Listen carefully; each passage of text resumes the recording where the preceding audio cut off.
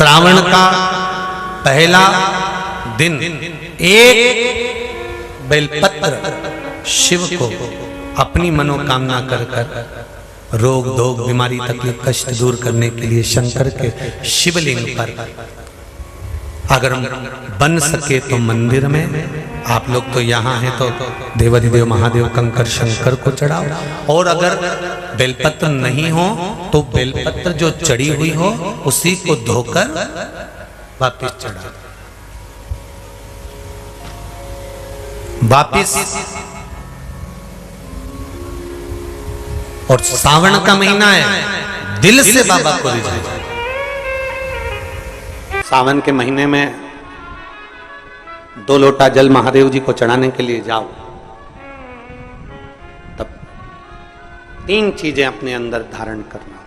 पहले नंबर का तो 2 लोटा जल जब घर से लेकर जाओ तो जरूरी नहीं कि दोनों हाथों में लेकर जाओ, एक लोटे के ऊपर दूसरा लोटा रखकर दूसरा हाथ से अगर कोई काम हो, पल्लू लेना हो या कोई कार्य हो तो कर सकते हो, नहीं तो तुम 2 लोटा हाथ में रख लो और पल्लू डालना ना सिर पे,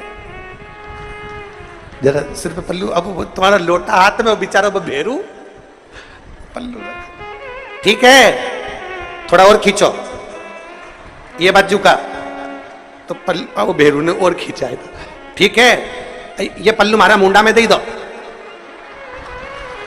अब ठीक है।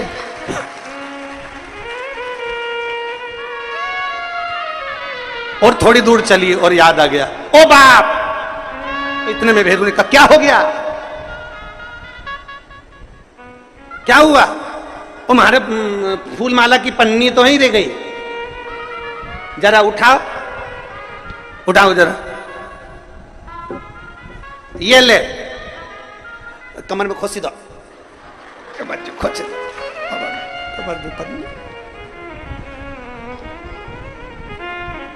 और कैलाश पर्वत पे जाके रहूंगी भोले को अपना। अब पति भी के अच्छा शंकर हुआ और अच्छा जल हुआ, निवेदन है अगर 2 लोटा हाथ में ना तो एक के ऊपर एक लोटा रखकर भगवान की भक्ति धारण करते हुए 3 चीजों में एक चीज जल 2 लोटा, दूसरा श्री शिवाय नमस्तुभ्यम का जाप पूरे सावन के महीने में से कम 5 दिन ऐसे निकालना कि बेलपत्री के पेड़ की छांव में बैठकर हम श्री शिवाय नमस्तुभ्यम की कम से कम 1 माला जरूर कर लें, जरूर। और मान लो अगर बेलपत्री का पेड़ नहीं मिले, तुम्हारे आसपास में नहीं मिले, तो फिर एक काम करना, शंकर जी के मंदिर की बेलपत्र मिली जाए उसको सिर पे, हमारे यहाँ कहते हैं आंवले के वृक्ष का जब आंवला नोमी आती है ना, तो आंवला नोमी आती है और आंवले के पेड़ के नीचे जाकर भोजन नहीं कर सकते, आंवले के वृक्ष के नीचे नहीं जा सकते, तो आंवले के वृक्ष की पत्ती को सिर पे रख के भोजन कर लो, तो कहते हैं कि हजारों अश्वमेध यज्ञ के पुण्य के बराबर, भंडारे के बराबर भोजन प्राप्त हो जाता है। आंवले के वृक्ष की पत्ती, तो वो बेलपत्र भी मस्तक पर बाबा को प्रणाम कर कर फिर वही बेलपत्र का आनंद करते हुए भाव से उस बेलपत्र को मात्र शीश से लगा ही लिया ना, मस्तक पर चढ़ाई लिया ना, तो भी भगवान की अविरल भक्ति प्राप्त हो सकती, अविरल। और मान लो बेलपत्र भी ना मिले तो बेलपत्री के वृक्ष की थोड़ी सी मिट्टी अपने मस्तिष्क पर लगाकर मस्तक पर चढ़ाकर भी हम जाप कर सकते। बेलपत्र के वृक्ष की मिट्टी का भी चंदन हम लगा सकते। पहला सोमवार है, शंकर जी के मंदिर गए होगे, शिव जी पे 1 लोटा जल कंकर शंकर पे भी तुमने यहां आकर भी चढ़ाया होगा। जाते जाते बाबा से एक बात कहकर जरूर जाना, जैसे सावन के महीने में जल बरसता है और वो जल बीज पर पड़कर अंकुरित होकर फल देता है, उसी तरह सावन के महीने में मैंने भी 1 लोटा जल चढ़ाया है, वो भी ऐसा जल हो कि मेरे जीवन में सुख को अंकुरित करे और मेरा जीवन धन्य हो जाए, ऐसी दया करना। हम तेरे धाम में, हम तेरी चौखट पर कथा सुनने के लिए आए, तेरे दरबार, तेरी चौखट, तू कृपा करेगा तब सुख मिलेगा। तेरी कृपा बिना न हिले एक भी लेते हैं श्वास तेरी कृपा से। अगर तेरी उदारता नहीं होती, तेरी कृपा नहीं होती, तेरी करुणा नहीं होती, तो संसार का कोई सुख हमको प्राप्त नहीं होता। संसार का कोई सुख हमें नहीं मिलता। महाराज शिव कथा कर रहा, शंकर जी की कथा कर रहा। जो माताएं श्रावण के सोमवार का व्रत करती हैं वो पशुपति व्रत मत करना। जो श्रावण के सोमवार का व्रत नहीं करती हैं वो पशुपति व्रत कर सकती हैं, उनको पशुपति व्रत करने का मना नहीं। पर यदि श्रावण का व्रत आप पहले से करते आ रहे हो, श्रावण महीने का व्रत करते आ रहे हो, या श्रावण के महीने में तुम सोमवार करते आ रहे हो, तो फिर पशुपति व्रत ना करते हुए इसको 1 महीना, भले 2 हुए हो, 3 हुए हो, 4 हुए हो, रोक दो।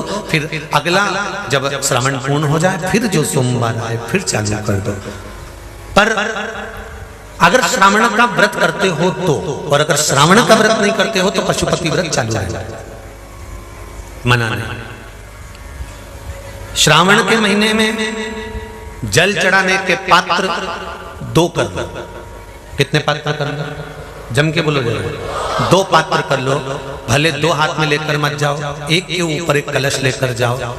उसका कारण क्या है? शंकर भगवान ने मां पार्वती के सम्मुख में गंगा का आवाहन करा था।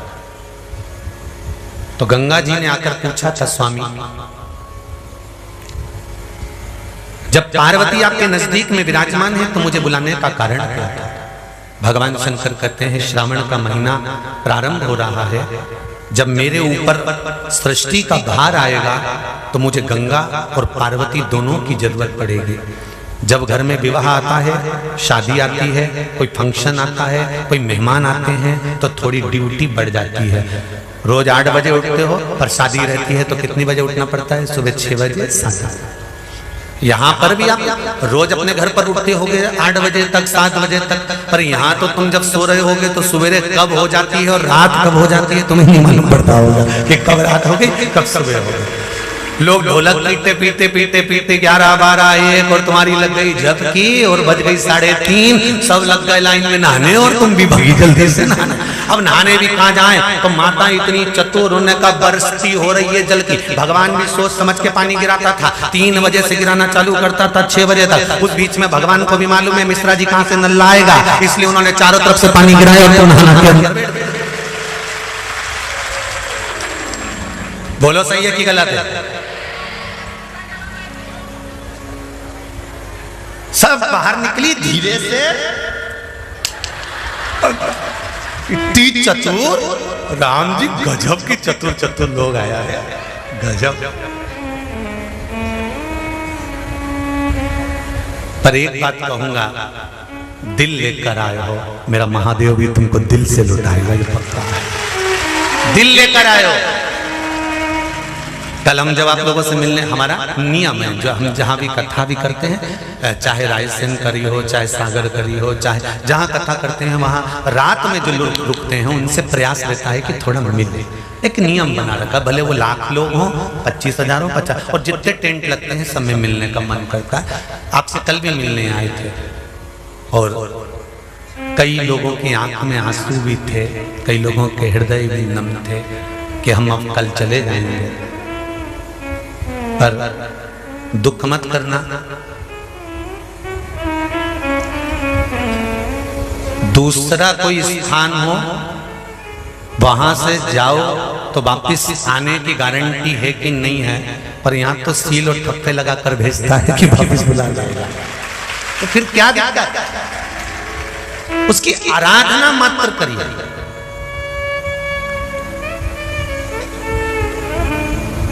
खूब धनपति भी बैठे हैं, खूब, आप लोगों में कोई कमी नहीं है। किसी की यहाँ जमीन है तो किसी की गाड़ी है, तो किसी का बंगला है, किसी की सत्ता है, किसी का आनंद है, बहुत बैठे हैं। पर आप लोगों ने 7 दिन जो कथा, एक ये पटिया लगा हुआ है, तख्ता लगा हुआ है, और उस पर आराम से सोकर 7 दिन कथा का रस स्वादन जो करा है वो जिंदगी भर नहीं भूल पाओगे। बाबा इतना देगा कि आप लोग उसकी कृपा ही बरसती है।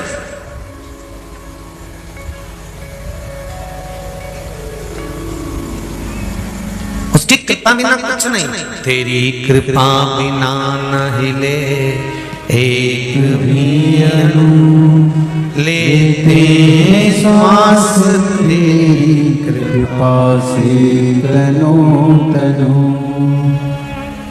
बाबा की कृपा होती है तो आना होता है।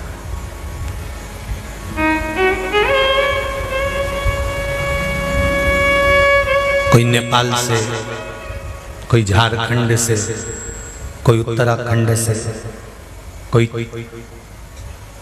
चेन्नई से, ना जाने कहां कहां से पधारे, कोलकाता से। शिव कृपा है। पार्थिव शिवलिंग को देखें। जैसे पार्थिव बनाने के 3 क्रम है। पार्थिव बनाने के 3 क्रम है। पार्थिव शिवलिंग का जो निर्माण करा जाता है उसके 3 क्रम है। रोग की मुक्ति के लिए अगर पार्थिव बनाया जाता है तो उस मिट्टी में थोड़ा सा जल और थोड़ी सी दुर्वा का पानी उस मिट्टी के अंदर डाला जाता है। अगर कोई बीमारी है, वो बीमारी नहीं जा रही, पार्थिव के 3 क्रम बनाए। अगर कोई बीमारी नहीं जा रही है तो आप पार्थिव शिवलिंग अगर बनाते हो, मिट्टी का शिवलिंग बनाकर पूजन करते हो, तो उसमें जल, मिट्टी में, और दुर्वा, दुर्वा बोलते हो कि दूब बोलते हो, जो गणेश जी को चढ़ती है दुर्वा, उसको पानी में डालकर उस पानी को मिट्टी में मिलाकर फिर पार्थिव बनाया जाता है रोग की मुक्ति के लिए। दूसरा, जिसको संतान नहीं होती, पुत्र की प्राप्ति नहीं है, संतान की प्राप्ति नहीं है, गोदी में औलाद नहीं है, कोई छोरा छोरी नहीं है, कोई बेटा बेटी नहीं है, संतान नहीं है, सालों हो गए, पार्थिव रोज बनाती है, तो उस मिट्टी में अगर थोड़ा सा आधी चम्मच, 1 चम्मच गाय का दूध मिलाकर फिर पार्थिव लिंग का निर्माण करे पानी के साथ मिलाकर, तो उसके घर में दूध पार्थिव में डलने से पूत जरूर आता है, निश्चित पूत की प्राप्ति।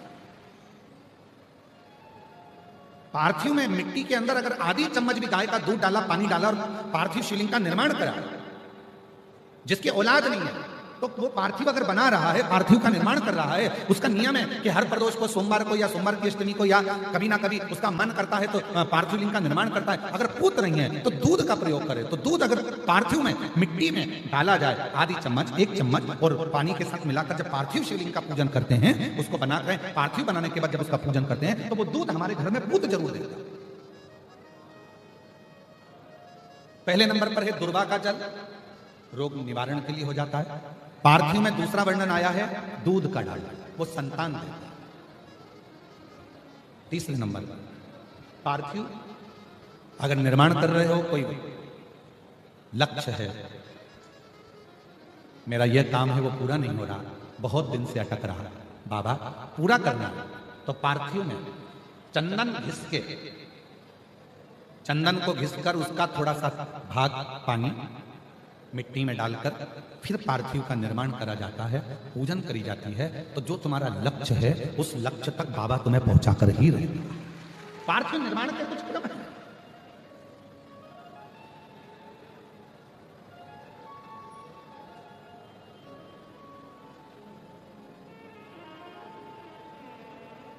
पार्थिव कैसे बनाया जाता है, किस कार्य के लिए बनाया जाता है? कई बेटियां ऐसी हैं, गुरुजी 32 साल की हो गई, शादी नहीं हो रही। गुरुजी लड़का 38 साल का हो गया, शादी नहीं हो रही। गुरुजी 28 साल का हो गया, शादी नहीं हो रही।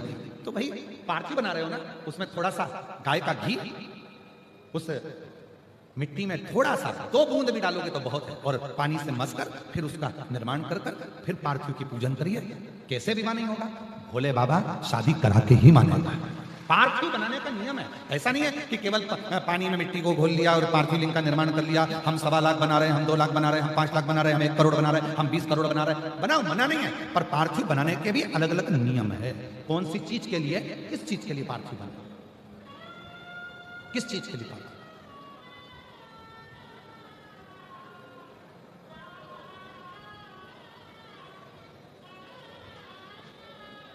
और मैंने तेरे ही भरोसे बाबा, तेरे ही भरोसे हवा विच उड़ती जावांगी बाबा, तोर हथो छड़ी नाल कटी जावांगी।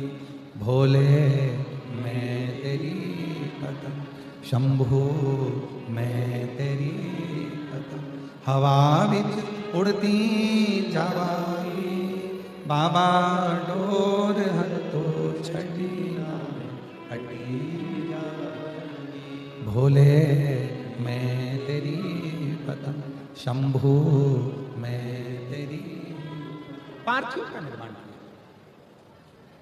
अलग अलग क्रम है पार्थिव के। उस पार्थिव को बनाना कैसे है, निर्माण कैसे, अगर बन सका तो एक बार यदि हमारे स्मरण में रहा और याद रहा तो एक कथा पार्थिव निर्माण पर ही करेंगे कि पार्थिव का निर्माण किस किस वस्तु से, किस किस चीज से हो सकता और किस किस कामना से हो सकता।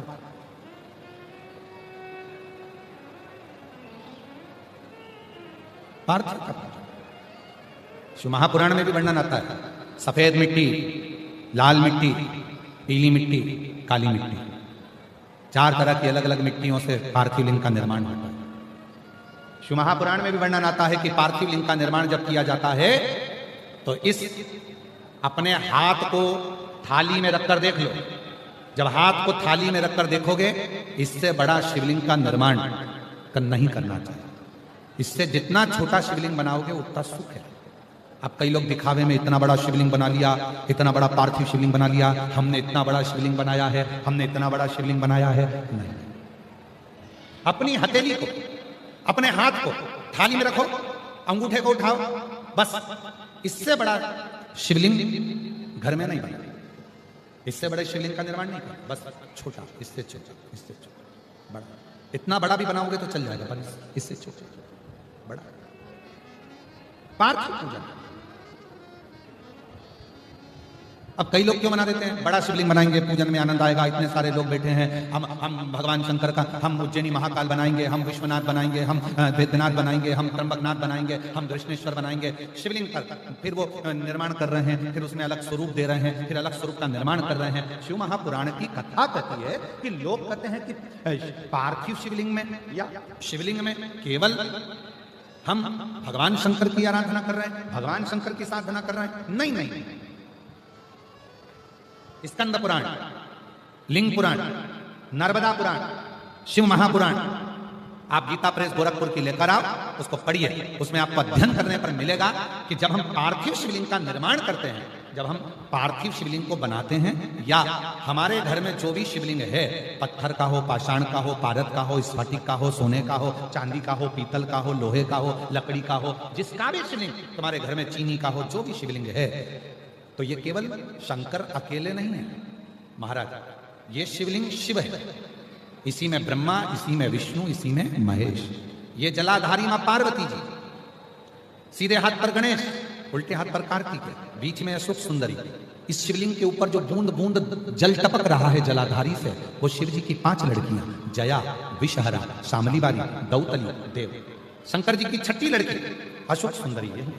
जहां शिवलिंग का पानी जितना मोटा जलाधारी होती है और पानी जो नीचे गिरता है, उतनी जगह 64 योगिनियां, देवी जी की 64 योगिनियां यही विराजती हैं। पानी निकलकर थाली में गया, पात्र में गया, चाहे बाहर गया, जितनी दूर तक वो पानी बहता है, उतनी दूर तक 33 कोटि देवता वहां पर विराजमान होते हैं। भगवान शंकर का जो शिवलिंग है, उस शिवलिंग के सबसे ऊपर का जो भाग है वो अष्टसिद्धि, शिवलिंग के मध्य का जो भाग है नवनिधि। भगवान शंकर के शिवलिंग के पूरे स्वरूप में, शंकर भगवान के पूरी जलाधारी में, शंकर भगवान के पूरे स्वरूप में शंकर, इसीलिए हमारे सनातन धर्म में शंकर भगवान की जैसे ऊपर मूर्ति दिख रही तुमको, सबसे ऊपर देखो, जैसे शंकर जी की मूर्ति दिख रही है, समाधि में लीन है, नेत्र बंद है, भगवान शंकर की जटा है, हाथ है, छाती है, वक्षस्थल है, जंगा है। हमारे सनातन धर्म में उस मूर्ति से ज्यादा, उसके नीचे जो शिवलिंग दिख रहा है तुम्हें काला कलर का, हमारे सनातन धर्म में मूर्ति से ज्यादा शिवलिंग की पूजन है। क्यों है? क्योंकि इस केवल अगर मूर्ति होती तो उसमें केवल शिव होते, और अगर शंकर का शिवलिंग है तो इसमें 33 कोटि देवता, अष्ट सिद्धि, नवनिधि, 64 योगिनी, 33 कोटि देवता, जगत जननी जगदम्बा, गणेश, कार्तिकेय, अशोक सुंदरी, जया, विषहरा, शामलीबारी, दौतली, देव, ये सबके सब एक ही शिवलिंग में है। इसलिए हमारे सनातन में शिवलिंग की मूलता है। इसलिए हमारे सनातन में शंकर भगवान के शिवलिंग की प्रधानता, हमारे सनातन धर्म में शिवलिंग की प्रधानता मानी गई है कि इसलिए भगवान, अगर हम तो यहां तक कहते हैं, जिन बेटा बेटी को अगर कोई सफलता नहीं मिल रही है, मेहनत तो 4 गुना करो, परिश्रम 4 गुना करो।